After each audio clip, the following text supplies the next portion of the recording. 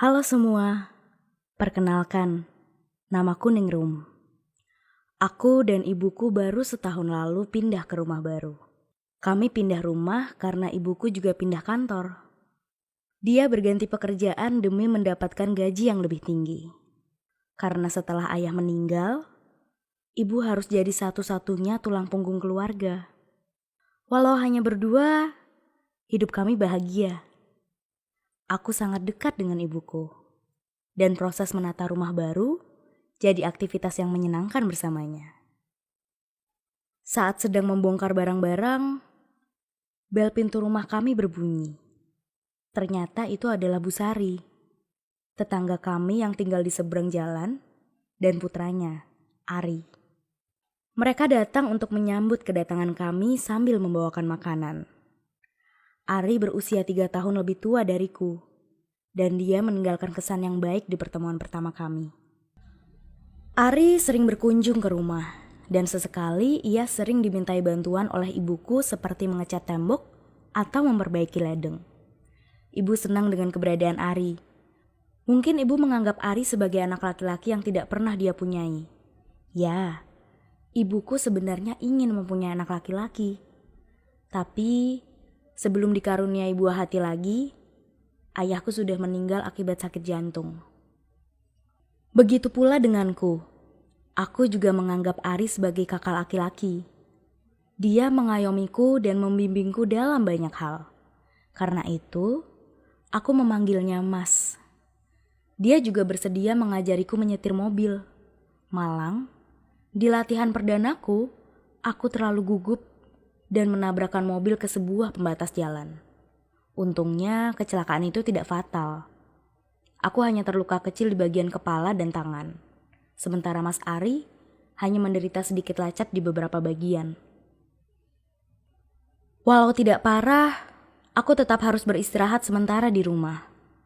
Dan selama proses penyembuhanku itu, karena ibuku harus tetap bekerja, Mas Ari bersedia merawatku. Dia menyediakan obat, bahkan menyuapiku. Aku merasa beruntung memiliki Mas Ari, walau dia bukan kakak kandungku. Tapi lama-kelamaan, sikapnya mulai aneh dan membuatku merasa kurang nyaman. Pernah suatu hari, saat aku sedang berganti baju, Mas Ari mendadak masuk ke kamarku sambil mendengarkan musik melalui earphone. Tentu saja aku kaget dan berteriak, "Mas, ngapain masuk? Aku lagi ganti." Tapi dia menjawab dengan santai, "Tenang aja lah, katanya kamu nganggap aku kakakmu. Masa malu sama kakak sendiri?" Lalu dia berbaring di kasurku seolah tidak terjadi apa-apa. Peristiwa tidak nyaman lainnya terjadi ketika Mas Ari sedang duduk menonton televisi. Kemudian memanggilku untuk mendekat, lalu memintaku duduk di pangkuannya. Tentu saja awalnya aku menolak. Tapi, lagi-lagi dia mengeluarkan perkataan yang sama. Bahwa kalau aku menganggapnya sebagai kakak, seharusnya aku tidak perlu merasa malu duduk di atas pangkuannya. Aku pun terpaksa menurut karena tidak mau membuat masalah. Puncaknya adalah saat di suatu malam, ia datang sambil membawa beberapa botol bir dan mengajakku minum. Aku belum pernah mengkonsumsi minuman beralkohol, tapi lagi-lagi Mas Ari memaksaku. Setegukan tidak apa-apa, begitu pikirku. Akhirnya, malam itu untuk pertama kalinya aku meminum bir, sedangkan Mas Ari memperhatikan dengan wajah puas. Seolah baru saja mendapatkan apa yang dia inginkan. Sampai datanglah hari itu.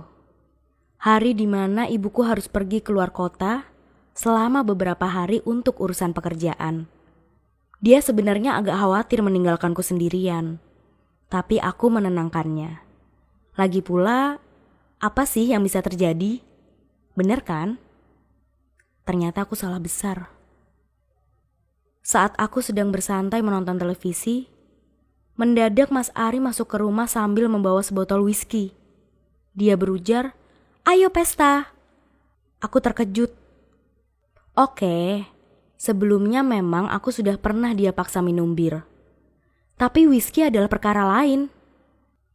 Aku mati-matian menolak. Tapi kalau aku tetap tidak mau, Mas Ari mengancam akan mengadukan pada ibuku bahwa aku pernah minum bir. Aku memutuskan untuk minum 1 teguk. Dan rasanya perutku seperti terbakar. Ditambah lagi, rasanya yang tidak enak. Tapi Mas Ari malah berteriak seperti pemandu sorak. Minum, minum. Dia memaksaku untuk menghabiskan whisky itu dalam sekali teguk. Aku mati-matian menghabiskannya. Dan rasanya, kepala dan perutku seperti mau meledak. Seketika kepalaku langsung pusing. Seolah dunia di sekelilingku berputar dengan cepat. Dan saat aku terbaring dalam kondisi tidak berdaya itulah, Mas Ari duduk di atas tubuhku. Kemudian memaksa melepas baju. Aku meronta. Tapi karena pengaruh alkohol, tubuhku seperti tidak punya kekuatan. Akhirnya, Mas Ari merenggut kesucianku malam itu. Aku cuma bisa menangis, pasrah mendengar lenguhan-lenguhan Mas Ari. Sampai aku menyadari sesuatu dan berteriak. Jangan di dalam, Mas. Jangan di dalam. Tapi Mas Ari seolah tidak menghiraukan teriakanku, lalu mengeluarkannya di dalam. Kalian pasti paham maksudku. Aku tidak perlu menjelaskannya secara detail. Karena peristiwa itu juga masih menjadi trauma bagiku. Bukannya meminta maaf, Mas Ari malah mengamuk, mencekik leherku, lalu membenturkan kepalaku ke tembok. Dan dia berteriak, "Kenapa gak kamu tarik? Dasar perempuan tolol. Kalau sampai hamil gimana? Otak tuh dipakai, jangan cuma jadi pajangan." Aku memohon pada Mas Ari untuk tidak melukaiku. Tapi dia tidak peduli dan semakin kencang mencekik leherku. Lalu tiba-tiba, dia seperti teringat sesuatu. Kemudian berlari ke arah dapur. Mas Ari kembali sambil membawa sebotol besar minuman soda yang baru kemarin sore ku beli. Dia langsung mencekokkan botol soda itu ke mulutku. Katanya, aku harus minum soda sebanyak mungkin agar tidak hamil. Apa hubungannya soda sama hamil? Mas Ari tidak peduli meski aku beberapa kali tersedak dan hampir muntah. Dia terus menjejalkan berliter-liter soda ke dalam mulutku.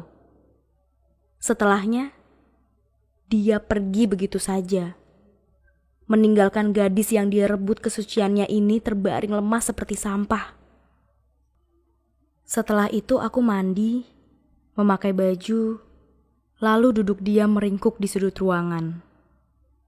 Kesadaranku kabur. Hanya wajah menjijikan Mas Ari yang terbayang di kepalaku. Tidak lama kemudian ibuku pulang. Dia terkejut melihat kondisiku. Ibu bertanya apa yang terjadi, tapi aku tidak bisa menjawab dengan pasti. Aku hanya bisa menangis dan berteriak menyebut nama Mas Ari. Tapi ibuku langsung paham apa yang terjadi. Wajahnya berubah marah dan ibu langsung menghubungi polisi. Beberapa bulan kemudian, Mas Ari menjalani sidang putusan hukumannya. Dia dihukum penjara 10 tahun. Buat ibuku, hukuman itu terlalu ringan.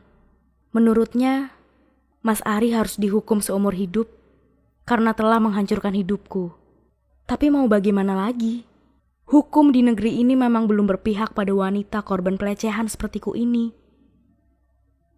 Lalu, apakah minum soda berhasil membuatku tidak hamil? Tentu saja tidak.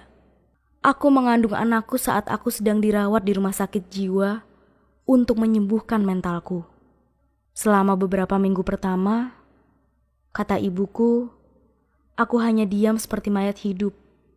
Baru setelah sebulan dirawat, aku mulai bisa berkomunikasi seperti biasa. Walau seringkali, di malam hari aku berteriak tanpa sebab saat teringat perbuatan Mas Ari kepadaku. Peristiwa itu hanya terjadi sekali, tapi dampaknya tak pernah hilang seumur hidup. Untungnya, aku mendapat kebahagiaan saat bayiku lahir dengan sehat. Aku menemukan semangat hidupku lagi berkat bayiku. Walau dia merupakan hasil perbuatan keji, aku tetap menyayanginya. Bersama ibuku, kami berharap bisa membesarkannya menjadi anak yang baik. Terima kasih sudah mendengarkan ceritaku. Aku mohon doa kalian agar aku bisa terus kuat demi masa depan buah hatiku.